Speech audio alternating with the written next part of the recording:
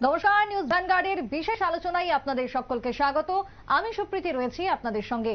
আমার সঙ্গে রয়েছেন অতিথি, পরিচয় করাবো। তবে তার আগে কি নিয়ে আজকের এই আলোচনা বলবো সেটাই। রাজ্যে ইতিমধ্যে 4 দশক ব্যাপী যে উগ্রপন্থা, তার জবনিকা পতন। কেন্দ্র, রাজ্য এবং এনএলএফটি তার সাথে এটিটিএফ এর মধ্যে ত্রিপাক্ষিক চুক্তি সম্পন্ন। তবে এই চুক্তি সম্পন্ন হওয়ার মধ্য দিয়ে লাভ কি রয়েছে, ক্ষতি কি রয়েছে, কিভাবে এলো এনএলএফটি, কিভাবে এলো এটিটিএফ, প্রত্যেকটা বিষয় সম্পর্কে জানবো। এক প্রকার বলা যায় যে জন্ম থেকে পতন সম্পর্কে বিস্তারিত জানবো আজকের এই আলোচনার মধ্য দিয়ে অতিথির কাছ থেকে। পরিচয় করাবো অতিথির সাথে। আমার সাথে এই মুহূর্তে রয়েছেন বরিষ্ঠ সাংবাদিক মানস পাল। মানস বাবু, স্বাগত নিউজ ভ্যানগার্ডে। এটা শুরুতেই বললাম যে এনএলএফটি বা এটিটিএফ তার জন্ম থেকে পতন সম্পর্কে আমরা জানবো যে কারা তারা, তাদের দাবি কি ছিল এবং আজকে তাদের ত্রিপাক্ষিক চুক্তি সম্পন্ন হলো, যেটাকে ঐতিহাসিক চুক্তি বলা হচ্ছে। প্রথমেই আমি জানতে চাইবো যে national liberation front of Tripura বা অন্যদিকে টাইগার ফোর্স কিভাবে তৈরি হলো, এদের জন্ম লগ্নটা যদি একটু জানতে চাই। এই যে 40 দশকের যে উগ্রপন্থার কথা বলা হচ্ছে, এটা ত্রিপুরাতে মূলত শুরু হয়েছে টিএনবি থেকে। টিএনবি তৈরি হয় 21 ডিসেম্বর 1978। তো বিজয় রাঙ্খলের নেতৃত্বে এটা তৈরি হয়। কামিনী দেববর্মা ছিলেন, চুনি কলই ছিলেন, বিজয় রাঙ্খল তার প্রেসিডেন্ট ছিলেন। তো এটা একবার মধ্যে ডিসব্যান্ডও করা হয়। তারপর ইনফ্যাক্ট 1988-এ 12 অগাস্ট এটা সারেন্ডার করে, এন মাসে সারেন্ডার করে। তার কিছুদিন আগে সব মিলিয়ে 437 জন সারেন্ডার করেছিলেন টিএনবির যারা ক্যাডার। এর মধ্যে 337 জন নিয়ে আগেই সে করেছিলেন চুনি কলই। যাই হোক, 12 অগাস্ট 1988-এ টিএনবি সারেন্ডার করে। তো টিএনবি সারেন্ডার করার একটা, আমি এনএলএফটিটা বোঝার জন্য আমি টিএনবিতে আসছি, না হলে টিএনবি না বুঝলে এনএলএফটিটা বোঝা যাবে না। তো তার আগে আসলে টিএনবিটা তৈরি হয়েছিল মিজো ন্যাশনাল ফ্রন্টের পেট্রোনেজে। মিজো মিলিটেন্ট লিডার ছিলেন লালডেঙ্গা, তার পেট্রোনেজে এটা তৈরি হয়। তো কিন্তু 1986-এ লালডেঙ্গা এমএনএফ সারেন্ডার করে লালডেঙ্গা মিজোরামের চিফ মিনিস্টার হন। যেহেতু তাদের সাপোর্ট বেস চলে যায়, এমএনএফ ওভারগ্রাউন্ডে চলে আসে, তো TNB was left in the cold. তাদের কোথাও থাকার জায়গা ছিল না, মায়ানি রিজার্ভ ফরেস্টে থাকার জায়গা সুবিধা ছিল না, আর্মস সাপ্লাই বা অন্যান্য যে কোনো সাপোর্ট সিস্টেমটাই ভ্যানিশ হয়ে যায় এমএনএফ এর সঙ্গে সঙ্গে। এমএনএফ তখন গভর্নমেন্ট চালাচ্ছে, মিজোরামে চলে এসেছে লালডেঙ্গা চিফ মিনিস্টার। তো টিএনবির আর করার কিছু ছিল না, বিজয় রাঙ্খলের কিছুই করার ছিল না, তাকে সারেন্ডার করতেই হতো। তো এমত অবস্থায় তিনি বিভিন্ন দিকে যোগাযোগ করেন প্রাক্তন মুখ্যমন্ত্রী এমএনএফের মিজোরামের কংগ্রেসের মুখ্যমন্ত্রী লাল থানাওয়ালার মাধ্যমে। রাজীব গান্ধী এবং বুটা সিং স্বরাষ্ট্রমন্ত্রী, তাদের সঙ্গে যোগাযোগ করে তো তিনি আলটিমেটলি সারেন্ডার করেন। তার আগে কিছু ঘটনা ছিল, ইলেকশন হয়েছিল। ইলেকশনে ওদের একটা ভূমিকা ছিল, প্রচুর মানুষ মেরেছিলেন তারা। ওই সময় টিএনবি প্রচুর মানুষ মেরেছিলেন ইলেকশনটা ঠিক আগে। ইলেকশনটা ছিল ফেব্রুয়ারি মাসে, তো তার আগে প্রচুর মানুষ মেরেছিলেন ওরা। তো একটা সেন্টিমেন্ট তৈরি হয়ে যায়, কংগ্রেস টিইউজিএস গভর্নমেন্ট চলে আসে, গভর্নমেন্ট তৈরি হয় ত্রিপুরাতে, কোয়ালিশন গভর্নমেন্ট তৈরি হয়।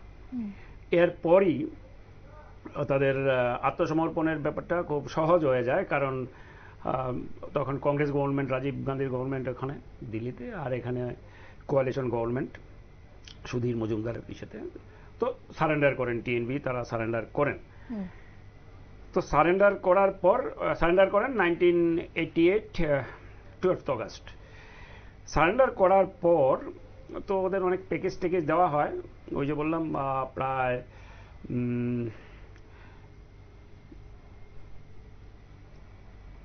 গ্রান্টই দেওয়া হয়েছিল 14,48,000 টাকার। বাড়ি বানানো হয়েছিল 21,55,000 টাকার। আর অন্যান্য টাকা পয়সা দেওয়া হয়েছে, গাড়ি দেওয়া হয়েছে। আর বিজয় রাঙ্খল উনি চেয়েছিলেন স্বাধীন ত্রিপুরার প্রেসিডেন্ট হতে, কিন্তু ultimately he ended up as being chairman of একটা কর্পোরেশন, যে TRPCL বলে বোধহয় এটাকে, ওই যে রাবার প্ল্যান্টেশন ইত্যাদি ইত্যাদি একটা কর্পোরেশন আছে, একটা অবস্কিউর কর্পোরেশন, এটার চেয়ারম্যান তিনি হয়ে যান। তো দেখা গেল যে এই সারেন্ডার করার পর, এটাও কিন্তু চুক্তি করেই হয়েছিল, এই চুক্তির এই ত্রিপুরাতে প্রচুর মিলিটেন্ট এরকম চুক্তি করেছে, প্রচুর হয়েছে। এর মধ্যে এই একটা টিএনবির একটা চুক্তি শুধু, এই চুক্তির মধ্যে একটা ক্লজ শুধু সত্যিকার অর্থে ত্রিপুরার উপজাতিদের কাজে লেগেছে, যেটা হলো এই যে এসটি সিট 3টা বাড়ানো। আগে 17 ছিল, এবার 20 এসটি সিট আমাদের তৈরি হয়েছে, এটা টিএনবির এগ্রিমেন্টের ফলে। আচ্ছা, এবার কি হলো, এইবার দেখা গেল যে তাদের মধ্যে কিছু লিডার, টিএনবির যারা এয়ারস্টয়েল লিডার যারা ছিলেন, তারা বললেন যে আরে কয়েকজন লোক, টিএনবির কয়েকজন লোক সারেন্ডার করে এগ্রিমেন্ট করে সব নিজেরা নিয়ে নিল, আমাদের তো কিছুই হলো না। হ্যাঁ, বিজয়বাবু হয়ে গেলেন কর্পোরেশনের চেয়ারম্যান, অন্যরা বেশ পয়সা করি বানাচ্ছেন, বাড়িঘর পেয়েছেন, গাড়ি চালাচ্ছেন, কিন্তু আমাদের তো কিছু হলো না।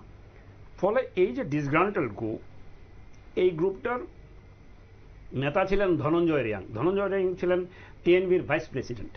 তো তারা ওই এখানে শিশু বিহারের পাশে যে একটা ইসে আছে না, ওই যে হোস্টেল আছে না, কুমারী রূপশ্রী মধুতি হোস্টেল, এটার মধ্যে বসে 1989 14th এপ্রিল, এটা ছিল পয়লা বৈশাখের দিন, ওই দিন তারা মিটিং করে এনএলএফটির জন্মদিন 1989। এনএলএফটির জন্ম হয় 1989 14th এপ্রিল। ওইখানে কারা কারা ছিলেন? ওইখানে ধনঞ্জয় রিয়াং, তো উনি তো ফাউন্ডার প্রেসিডেন্টই, সঙ্গে ছিল মন্টু কলই, কামিনী দেববর্মা, চন্দন ত্রিপুরা, যোগেন্দ্র দেববর্মা, ওই যাকে জোশুয়া দেববর্মা বলে অনেকে, তারপর বিশ্বমোহন দেববর্মা, ডি বাইথান, এই যিনি গতকালকে ছিলেন এই সাথে, বিশ্বমোহন, তারপর বিষ্ণুপদ জমাতিয়া জে বসং, তারপরে জয়ন্ত রিয়াং, দিলীপ দেববর্মা, ধনঞ্জয় রিয়াং, আরও 2-1 ছিলেন।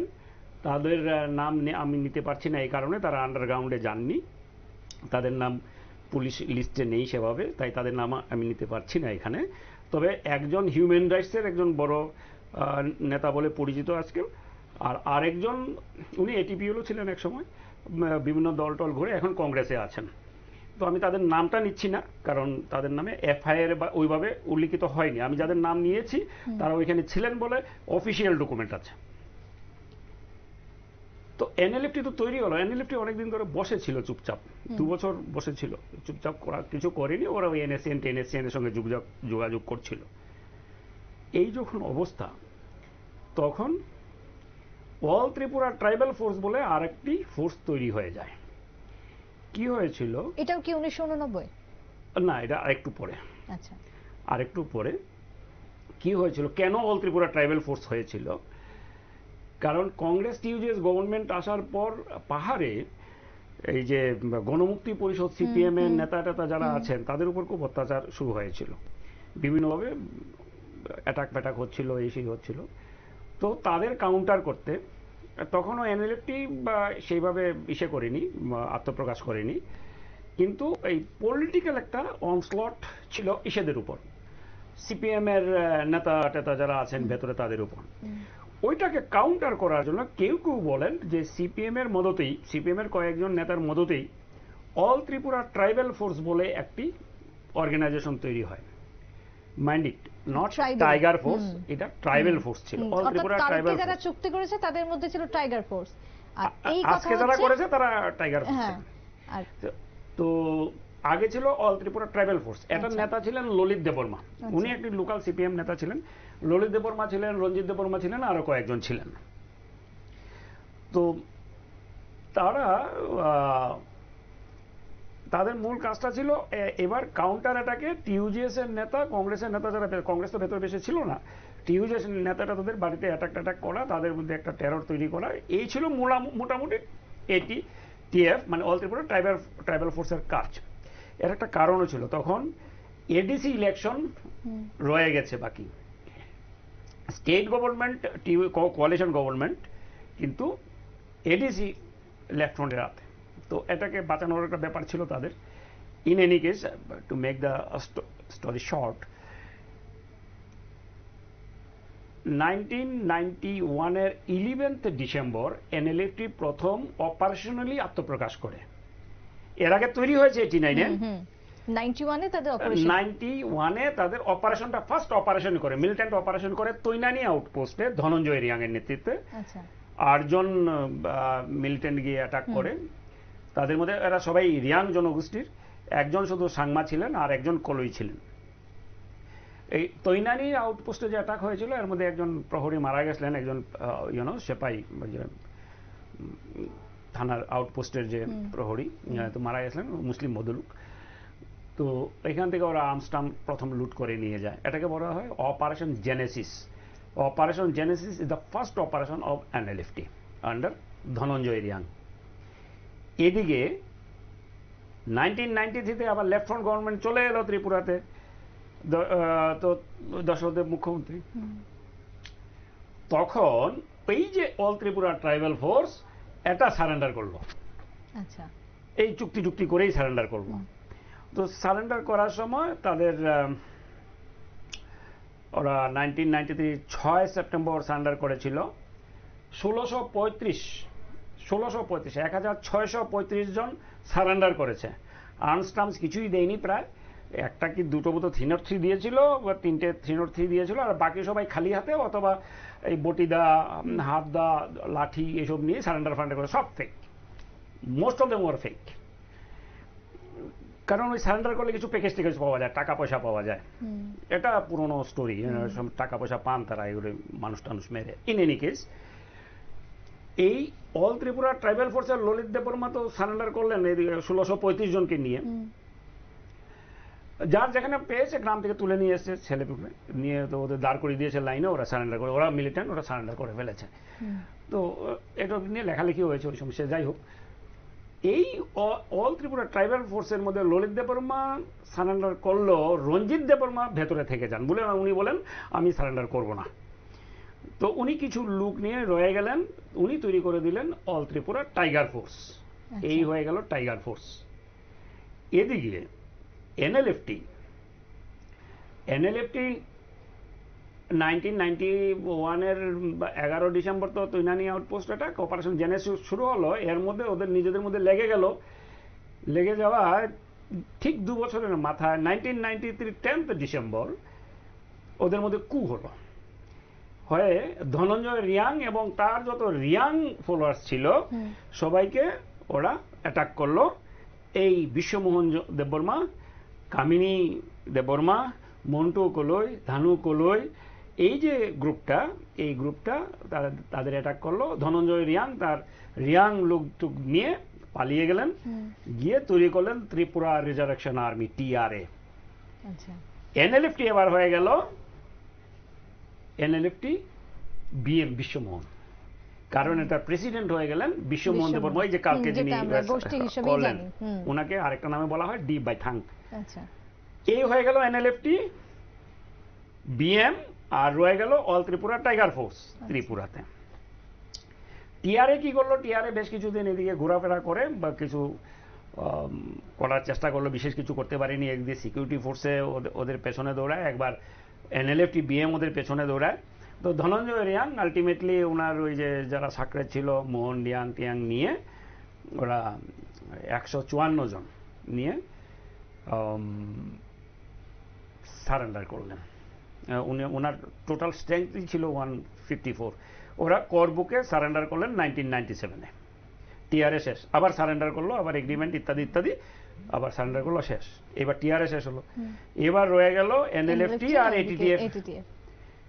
তারপরের যে ইতিহাসটা না, আমি যদি 93 থেকে ধরি, এই ইতিহাসটা হলো মানে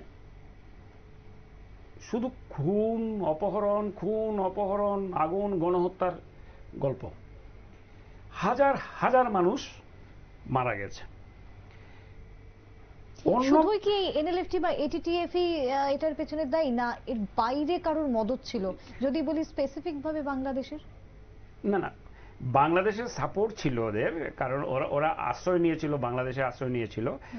আইএসআই এর সাপোর্ট ছিল, ডিজিএফআই মানে বাংলাদেশের মিলিটারি ইন্টেলিজেন্স। তো ডিজিএফআই এবং আইএসআই সাপোর্ট ছিল। তো আইএসআই অনেক আগে থেকেই সাপোর্ট করে, এটা ওই কাইটোসেমা, এগুলো অনেক পুরনো ঘটনা। 1950-র মাঝামাঝি সময় থেকেই এনএসসিএন, যারা এনএসসিএন না তখন তো এনএনসি ছিল, নাগা মিলিটেন্টদের সাপোর্ট করতো। পরবর্তী ক্ষেত্রে তারা ত্রিপুরার মিলিটেন্টদেরও সাপোর্ট করতো, আসামের উলফাকেও করতো, মণিপুরের ওদেরও করতো, বিভিন্ন সবাইকেই করতো ওরা। তো এবং এরা ত্রিপুরার এই মিলিটেন্ট লিডারদের ওরা পাকিস্তানও নিয়ে গেছে। রঞ্জিত বর্মা পাকিস্তানে আইএসআইয়ের কাছে ছিলেন কিছুদিন, হ্যাঁ।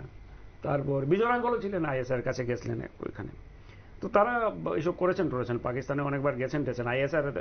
কেউ বলেন ওরা কোন নেতা নাকি বলছেন যে ওরা বিচ্ছিন্নতাবাদী নয়, নিজের দেশের জন্য করছে, দেশের বিরুদ্ধে নয়। তো আইএসআর সঙ্গে কি করতে গেছিলেন ওরা পাকিস্তানে? In any case that is altogether different story anyway. তো এখন যেটা হচ্ছে, এইবার প্রচুর মানুষ মারা শুরু হলো। মিলিটেন্টরা কি করে, আমি নর্থ ইস্টের মিলিটেন্টদের বলছি, মিলিটেন্টরা অ্যাম্বুশ করে সিকিউরিটি ফোর্সের উপর, যাতে এটা যে মানে স্টেটের উপর অ্যাটাকটা করে, স্টেট রাষ্ট্র। এখানে নিয়ম হলো ওরা এই গ্রাম ঘিরে নিত রাত্রিবেলা, এবং রাত্রে দিয়ে প্রথম আগুন জ্বালিয়ে দিত বাড়ি ঘরে। তারপরে ঘুমের ঘরে মানুষগুলো বেরিয়ে এলে দেন দে উড স্টার্ট। তাদের লাভ কি? তাতে এদের লাভটা কি ছিল? এটা লাভ ছিল তাদের। তো কি হয়, এই লোকগুলোর যে যেখানে পড়ছে, মারা যাচ্ছে শিশু, মানে কোলের, তারপর অনেকে গুলিও করতো না, অনেকে কুপিয়ে মেরে ফেলতো। পঞ্চবটিতে অবশ্য সন্ধ্যার সময় বাজার অ্যাটাক করে মেরেছে, গোল করে মেরেছে। বাজার কলোনি, পূর্বগন্টি, বড়লুঙ্গা, কমলনগর, মানে কত নাম বলবো। তো এই যে অ্যাটাকগুলি করলে কি হয়, লাভটা কি হতো?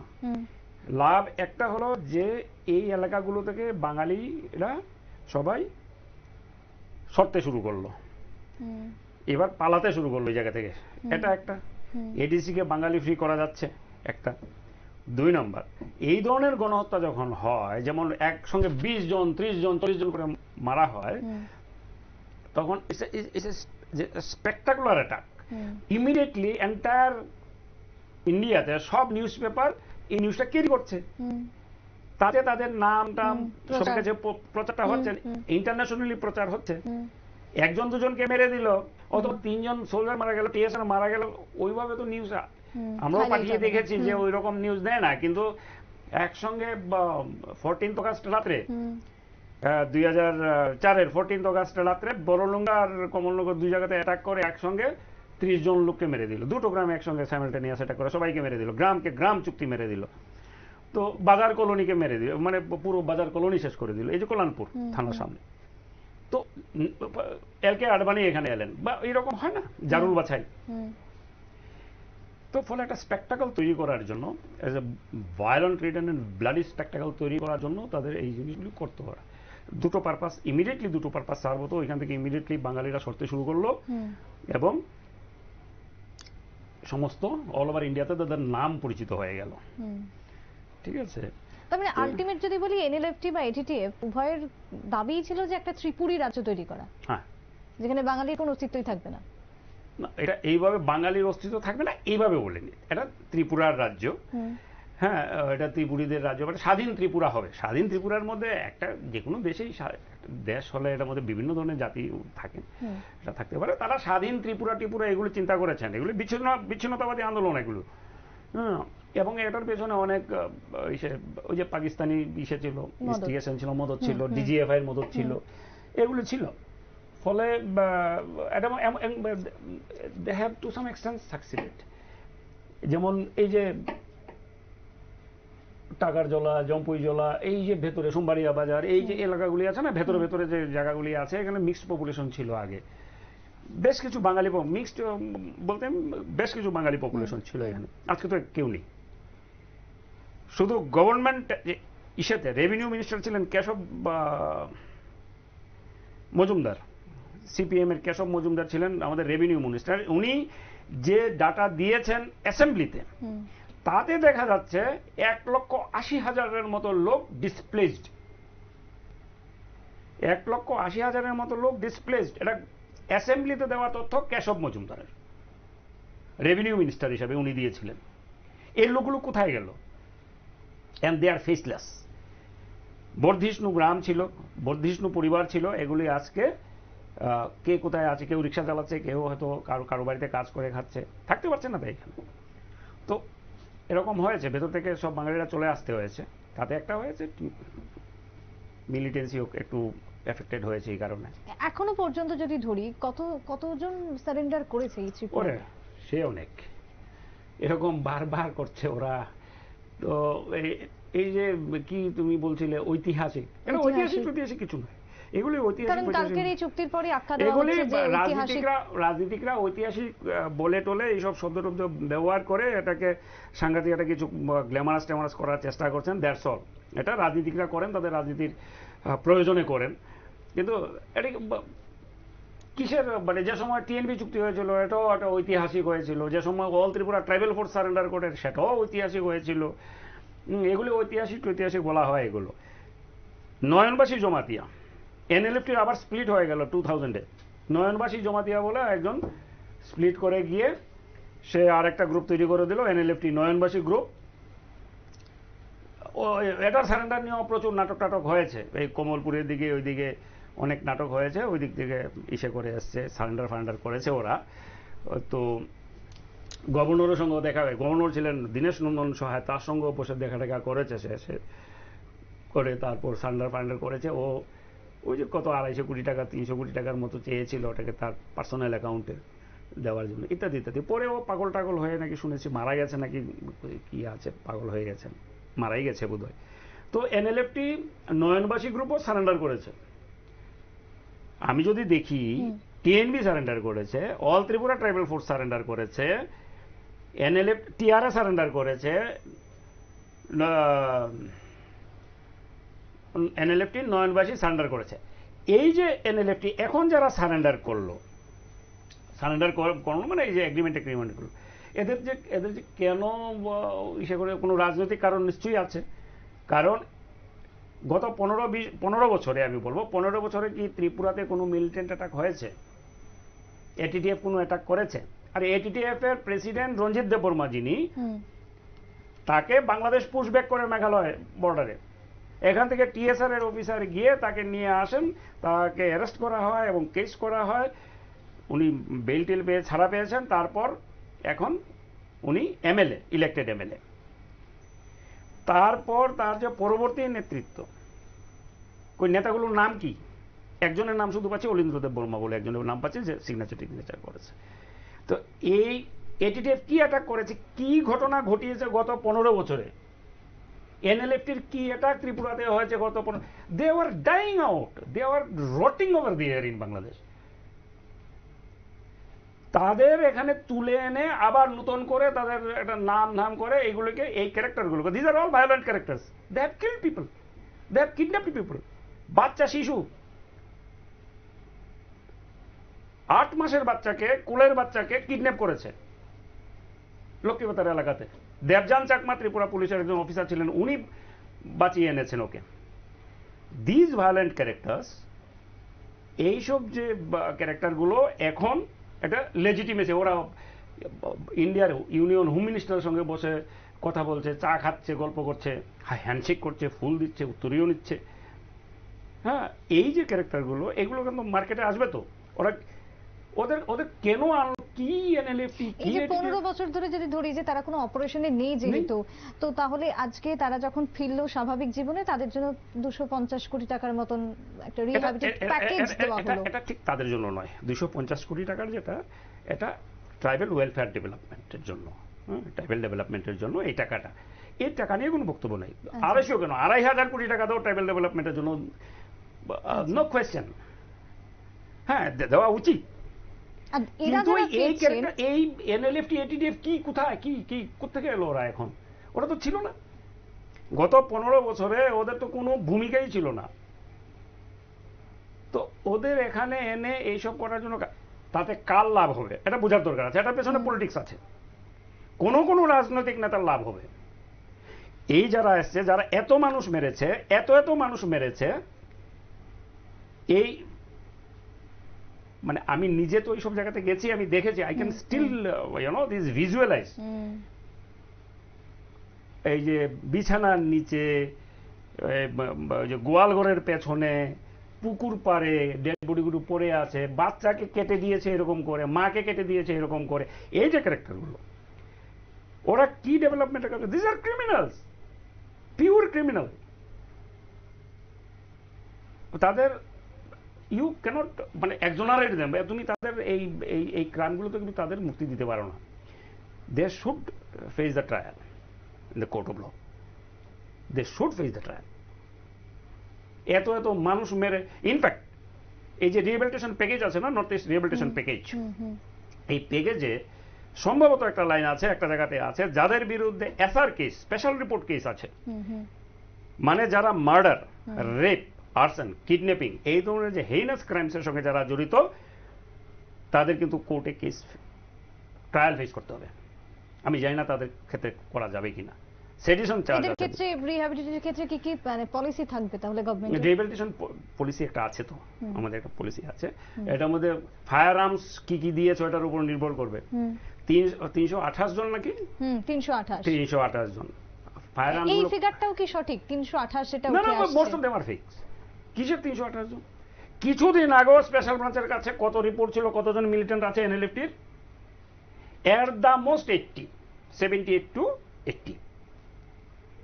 এটিটিএফ এর কথা তারা বলতেই পারে না, আছে কিছু বলে, এখনো আছে, না থাকার মতো। ওদের এটিটিএফ এর নেতা প্রেসিডেন্ট কথা নেই, বার্তা নেই, ওদের ছেড়ে টেরে দিয়ে এসে এমএলএও বসে আছেন, ওরা কি করবে? তো 328 জন যদি হয়, কয়টা আর্মস দিতে পারবে তুমি? সবচেয়ে বেশি আর্মস দিয়েছিল এনএলএফটির যে টপ লিডার যারা সারেন্ডার করেছিল। এগুলো টপ লিডার নয়, একমাত্র বিশ্বমোহন বাদে। এগুলো সবাই তৃতীয় সারির নেতা, পরবর্তী ক্ষেত্রে উপরের সারির নেতাগুলো না থাকা, এগুলো উপরে উঠে এসছে। প্রথম সারির নেতা কারা? একদম প্রথম দিক থেকে শেষ পর্যন্ত, মানে they are the real NLFT militants. Kamini Debbarma, Montu Debbarma, Dhanu Koloi, তারপর সঞ্জিত রিয়াং, এই যে বিষ্ণুপদ জমাতিয়া, তারা হলেন গিয়ে একদম টপ শ্রেণীর নেতা ছিলেন। তারা সবাই সারেন্ডার করে গেছেন। তো 2004 সালে 2004-এর কত তারিখ দেখেই ভুলে, এটা হ্যাঁ 6 তারিখে, মের 6 তারিখে ওরা সবাই সারেন্ডার করে গেছে। All the top leaders except Biswamohan Debbarma, D ভাই থাং, ও সারেন্ডার করেনি, ও বাংলাদেশে চলে গেছিল। তখন তারা আর্মস দিয়েছিল প্রচুর, মানে এসএলআর দিয়েছিল কিছু, AK-47ও দিয়েছিল, পিস্তলও দিয়েছিল, কান্টিমেট গানস তো দেয়, তারা দিয়েছিল কিছু। 72 জন সারেন্ডার করেছিল, টোটাল 72 জন, লেড বাই 6 টপ গানস। কিন্তু আর্মস দিয়েছে 15-20টা বা একটু বেশি, হয়তো 18-19টা, আমার এই মুহূর্তে মনে নেই। এটাই সবচেয়ে বেশি, ভালো আর্মসই দিয়েছিল। আর এরা আমি জানি না কি আর্মস জমা দেবে, দেখবো আমরা কি আর্মস জমা দেয় ওরা, তখন বুঝবো কতজন নামগুলো। In fact it's not a piece agreement, আমি জানি না মেমোরান্ডাম অফ সেটেলমেন্ট বলতে ওরা কি বোঝাচ্ছে, এগুলো তো সামনে আসেনি, ওরা কি চেয়েছে এখন তো বারবার যেটা আসছে, এনএলএফটি তারা কি চেয়েছে, এটিটিএফ তারা কি চেয়েছে, আর তুমি কি কি কমেন্ট করেছো, সিগনেচার করেছো, আমরা এই জিনিসগুলি ডিমান্ড, এই তো ডিমান্ড। এটার নিচে যখন আমি সিগনেচার করবো government of India or for the state of Tripura state, তো আমি অ্যাকসেপ্ট করছি তো এগুলো এগ্রিমেন্টে, যে তোমার এই ডিমান্ডগুলো আমি দেখছি। এই ডিমান্ডটা কি এখনো তো আমাদের সামনে আসেনি। এই ডিমান্ড কি আদৌ সামনে আসবে? কারণ আমরা সাম্প্রতিককালে বেশ কিছুতে দেখেছি কি চুক্তি হচ্ছে, কি দাবি থাকছে, সেটা প্রকাশ্যে আসছে। এগুলো তো হচ্ছে, এই যে তিপ্রামতার সঙ্গে কিছুদিন আগে চুক্তি হলো, এটাও ঐতিহাসিক। তিপ্রামতার নামটাই ভুল লিখেছে এগ্রিমেন্টে, তিপ্রামতার নামটাই ভুল লিখেছে। ইন এনি কেস আমি আর ওইটাতে যাচ্ছি না। অ্যাজ ফার এজ এই যে এগ্রিমেন্ট ইজ কনসার্নড, এই যে agreement or what ever MoS, memorandum of settlement, তো এদের সেটেলমেন্ট দেওয়ার প্রয়োজনটা কি পড়েছিল গভর্নমেন্টের? আমি তো বুঝতে পারছি না সেটেলমেন্টের কি প্রয়োজন, ওরা কারা, মানে কেন এদের, কেন এই যে কবর থেকে তুলে এনে ওদের লিজ অফ লাইফ দিচ্ছে এবং ওদের নেতা বানিয়ে দিচ্ছে, সামনের দিনে ওরা নেতা হয়ে ঘুরবে। তো দেখতে পাচ্ছি তো অনেক মিলিটেন্ট লিডার এরকম নেতা হয়েছে। এই ত্রিপুরাতে মিলিটেন্সি করে যত সহজে রোজগার করা যায়, যত সহজে নেতা বানা যায়, অন্য কোথাও হয় না। এটা সবচেয়ে সোজা। খগেন্দ্র রিয়াং খগেন্দ্র জমাতিয়া, সরি, খগেন্দ্র জমাতিয়া এটিপিএল-র মিলিটেন্ট ছিলেন। বিনন্দ জমাতিয়া, খগেন্দ্র জমাতিয়া দুইজন সিপিএম এর আমলে তারা সারেন্ডার করে সিপিএম এর জিএমপির গণমুক্তি পরিষদের নেতা হয়ে যান এই খগেন্দ্র জমাতিয়া এবং বিনন্দ জমাতিয়া। বিনন্দ জমাতিয়া পরে খুন হয়ে যান আর খগেন্দ্র জমাতিয়া মিনিস্টার হয়ে যান। বিজয় রাঙ্কল এমএলএ হন, মিনিস্টারটা হতে পারেননি। আর রঞ্জিত বর্মা আমাদের সামনে তো আছেনই, উনি তো হ্যাঁ। তো এই যে একটা সময় আমরা দেখেছিলাম যে ত্রিপুরা পুলিশকে কালার্স অবধি দেওয়া হলো, রাষ্ট্রপতি কালার্স, তার পেছনেও কি সেক্ষেত্রে পুলিশের ভূমিকা রয়েছে এই জঙ্গি দমনের ক্ষেত্রে? নিশ্চয়ই, এজন্যই পেয়েছে। আমরা ত্রিপুরা মডেল কথাটা ইউজ করি। ত্রিপুরা মডেল কথাটা প্রথম ইউজ করেছিলেন প্রাইম মিনিস্টার মনমোহন সিং।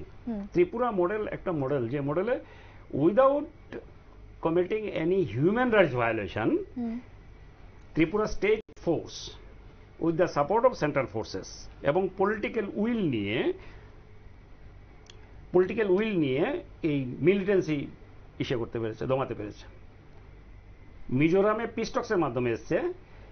পাঞ্জাব একমাত্র জায়গা যেখানে লোকাল পুলিশ এবং সিকিউরিটি সেন্ট্রাল ফোর্সেস অপারেশন করে মিলিটেন্সি দমিয়েছিল, বাট ওইখানে সবচেয়ে বেশি হিউম্যান রাইটস ভায়োলেশন হয়েছিল।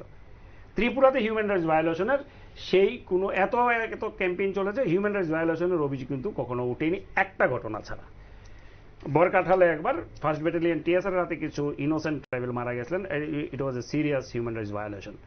এটার জন্য KM ইউসুফ কমিশন হয়েছিল। That's why we call it Tripura model, যেটার মধ্যে without committing any human rights violation মিলিটেন্সিকে এই করেছে। এবং এটা লেফট ফ্রন্টের আমলেই শেষ হয়ে গেছে। সেক্ষেত্রে লেফট ফ্রন্টের গভর্নমেন্টের সময়ই করা গেছে। বিভিন্ন কারণে মিলিটেন্সি, শুধু এই অপারেশনের জন্য বিভিন্ন কারণ হচ্ছে, বিভিন্ন কারণে মিলিটেন্সি শেষ হয়েছে। 18-19টা স্পেসিফিক কারণ আছে যে কারণে মিলিটেন্সি শেষ হয়ে গেছে। মিলিটেন্সি আর হবেও না ত্রিপুরাতে কোনোদিন, মানে ভবিষ্যতে আর কোনো চান্স না, চান্স নেই। আমি তো দেখি না চান্স। মিলিটেন্সি করার জন্য যে পরিস্থিতিটা লাগে, যে ইকোনমিক সোশ্যাল কন্ডিশনটা লাগে, এটা ত্রিপুরাতে নেই। 78-এ অর ফর দ্যাট ম্যাটার 90-র প্রথম দিকে বা শেষের দিকে যে ত্রিপুরার ভেতরের উপজাতি অংশের মানুষের যে আর্থিক অবস্থা, এখনের আর্থিক অবস্থার সঙ্গে অনেক দিন রাত ফারাক। Because rubber money has given a huge, financial support to this tribal communities. বিভিন্ন কারণে রাস্তা হয়েছে, অনেক বিভিন্ন জায়গা হয়েছে, ডিজিটাল ওয়ার্ল্ড হয়ে গেছে। তো ফলে কি হয়েছে, এখন এই ছেলেগুলো কেন যাবে, ওগুলো কোথায় যাবে, কেন করবে, কি না, তোর যাবে না। মিলিটেন্সিতে রিক্রুটমেন্টই হবে না, 1 নাম্বার। 2 নাম্বার হচ্ছে এই যে মিলিটেন্সি করতে গেলে যে তোমার target population, you have lost your target population. Bengali population you have lost. You don't have any Bengali population in this area, remote area, যেখানে তুমি গিয়ে অ্যাটাক করতে পারো। টাকারজলাতে নেই, সুম্বারিয়া বাজারে নেই, ইয়েতে নেই, মান্দাইতে নেই, কোথাও নেই। তো এই যে এইগুলো করতে পারবে না। আর তুমি এত দূরে এসে করে ফিরে যেতেও পারবে না, বিকজ এই মুহূর্তে আমাদের টিএসআর স্ট্রেংথ বেড়ে গেছে এবং রাস্তা হয়ে গেছে অনেক। তুমি এইখানে গিয়ে 3 কিলোমিটার বর্ডার থেকে 3 কিলোমিটার বা 4 কিলোমিটার ভেতরে এসে কোনো অ্যাটাক করে তুমি যে ফিরবে আরো 4 কিলোমিটার, তার আগেই TSR will move in and they will cordon you off and there will be encounters. বাংলাদেশের বর্ডারে ফেন্সিং হয়ে গেছে, ধুম করে পালিয়ে এই এটিডিএফ কিছু করে পঞ্চবটি থেকে অ্যাটাক করলো, 19 জনকে মেরে দিল, 5 জনকে নিয়ে হেঁটে হেঁটে মার্চ করে বর্ডার পেরিয়ে সাতছড়ি তাদের ক্যাম্পে চলে গেল। এটা এখন হবে না, বর্ডার ফেন্সিং হয়ে গেছে, হবে না। তারপর আগে মুভমেন্টের খবর আসতে এই পিসিওতে গিয়ে টেলিফোন করতে হতো, এখন সবাই মোবাইল বের করে ফোন করবে। হ্যাঁ, কেউ বুঝতেই পারবে না কি ফোন করছে, খবরটা দিয়ে দিচ্ছে থানাবাবুকে। এরকম অনেক কারণ আছে, তো এসপিও আছে। তো এরকম অনেক কারণেই মিলিটেন্সি চলে গেছে। মিলিটেন্সি ত্রিপুরাতে হবে না, এই তাদের কবর থেকে তুলে এনে নতুন লাইফ দিয়েছেন এই গভর্নমেন্ট। এর পাশাপাশি আমরা দেখেছি যে যারা জঙ্গি জীবনে থাকে বা উগ্রপন্থা, তাদের চিন্তা ভাবনা মেন্টালিটি একটা ডিফারেন্ট হয়। সেই জায়গায় তখন যারা স্বাভাবিক জীবনে ফিরছে, তারা কি স্বাভাবিকভাবে এগিয়ে চলতে পারে? এইটা তো আমি বলতে পারবো না, আমি তো এটা কোনো সাইকোলজিস্ট বলতে পারবেন যে মানে তাদের মানসিক কোনো পরিবর্তন হয় কি না। তো আমি তো এই ব্যাপারে কোনো এই ব্যাপারটা তো বলতে পারবো না। আমি সাংবাদিক, মানে আমি সাইকোলজি তো এইভাবে বলতে পারবো না। তবে a criminal is a criminal, he should be treated as a criminal. Biswamohan দেববর্মাই হোক আর যেই হোক, হ্যাঁ, তাকে যতই মানে তুমি ইসে হও না কেন, যত বড় রাজনীতিবিদ হও না কেন পরবর্তী জীবনে, since you have killed people, তোমার হাতে যেহেতু কোনো একজন ইনোসেন্টের রক্ত লেগে আছে, you are a criminal and you should face the trial. এই যে যারা ফিরছে তাদের জন্য যেটা আমি কিছুক্ষণ আগেও জিজ্ঞাসা করছিলাম, রিহ্যাবিটের যে প্যাকেজ সেটা কি কি হওয়া উচিত বা কি কি এর আগে হয়েছে, কারণ এর আগেও তো অনেক সারেন্ডার ছিল।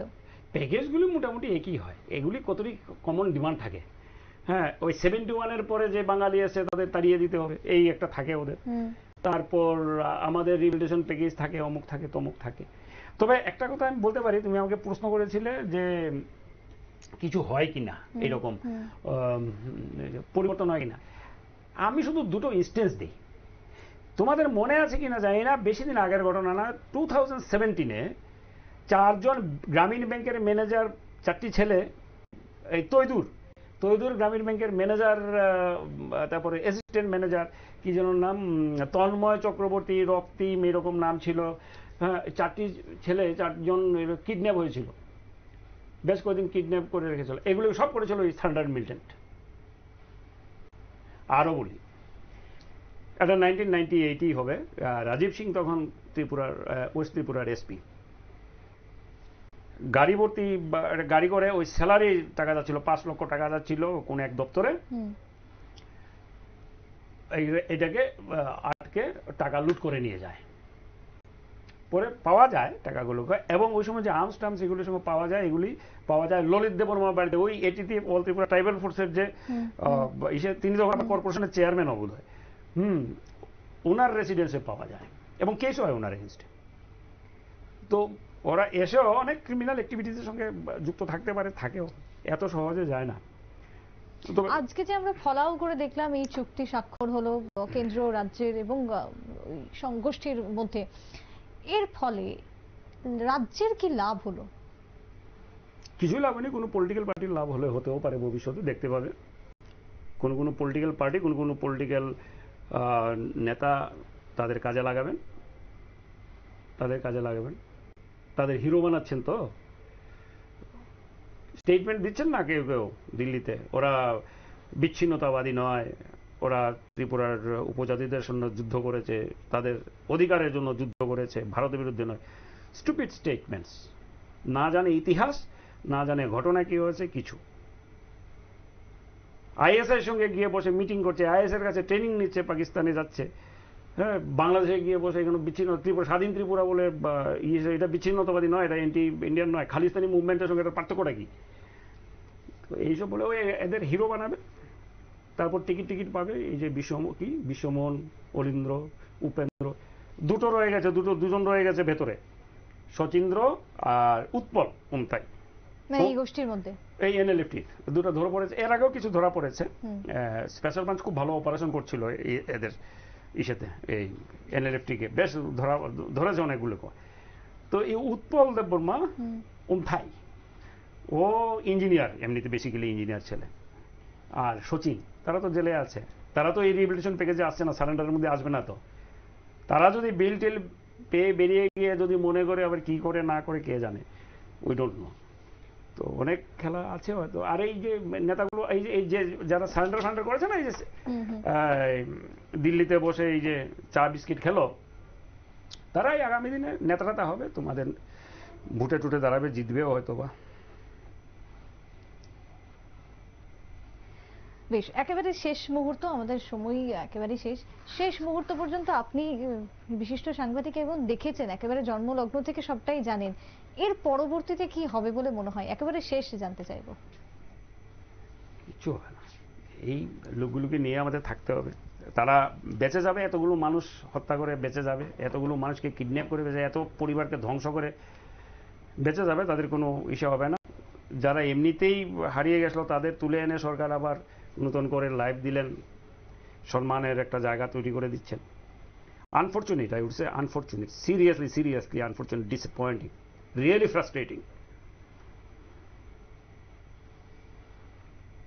আমরা কথা বললাম আজকের এই বিশেষ আলোচনায়, যেখানে গতকালকেই স্বাক্ষর হয়েছে দিল্লির নর্থ ব্লকে এই যে ঐতিহাসিক চুক্তি যাকে আখ্যায়িত দেওয়া হচ্ছে বা আখ্যা করা হচ্ছে, তার সম্পূর্ণ ব্যাখ্যা আজকে আমরা শুনলাম। এবং এনএলএফটি বা এটিটিএফ যাকে নিয়ে বা যাদের নিয়ে দুদিন ধরে চূড়ান্ত আলোচনার চর্চা দিল্লি থেকে শুরু করে রাজ্যের অন্দরে চলছে না বিশ্লেষণ, তারা কারা এবং কি ছিল এর মূল বিষয়বস্তু, সে সম্পর্কেই আজকে তুলে ধরলেন বিশিষ্ট সাংবাদিক মানস পাল। মানসবাবু, ধন্যবাদ আপনাকে। আজকে আলোচনা এখানেই শেষ করছি। পরবর্তী নিউজ আপডেট দেখার জন্য চোখ রাখবেন শুধুমাত্র নিউজ ভ্যানগার্ডের পর্দায়। নমস্কার।